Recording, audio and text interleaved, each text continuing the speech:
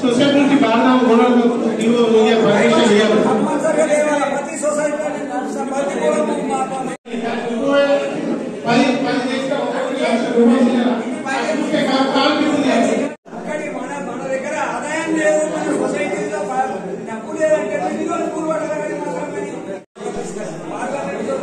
భారతం దొరుకుడు కాదు స్టాండర్డ్ వస్తలేదు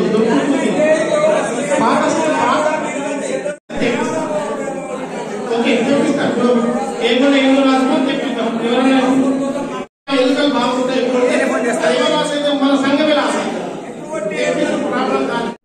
నిచ్చిపల్లి సొసైటీలో మహాసభ జరగడం జరిగింది. అందులో భాగంగా ఈరోజు మన ఏకాగ్రంగా కొన్ని తీర్మానాలు చేయబడి ఆ తీర్మానాలు ఏమేమిటి అంటే మన రైతులు అందరికీ ఏకకాలంగా సబ్సిడీ రావాలని ఒకటేసారి రావాలని చెప్పి తీర్మానం చేయడం జరిగింది. ఇంకోటి ఈ వర్షకాలము చిన్నపాట్లకు బోనస్ ఇస్తున్నారు కాబట్టి ఇమ్మీడియట్లీ ఏకకాలంగా బోనస్ కూడా ఇవ్వాలని ప్రభుత్వానికి ఈ తీర్మానం చేసి పంపడం జరిగింది. అలాగే ఎక్కడెక్కడ కేంద్రాలు ఉన్నాయో అక్కడ కూడా నీటి సదుపాయాలు చాపు ఉండడము బ్లేడ్ కొట్టించడము అన్ని దగ్గరుండి చూసుకోగలము.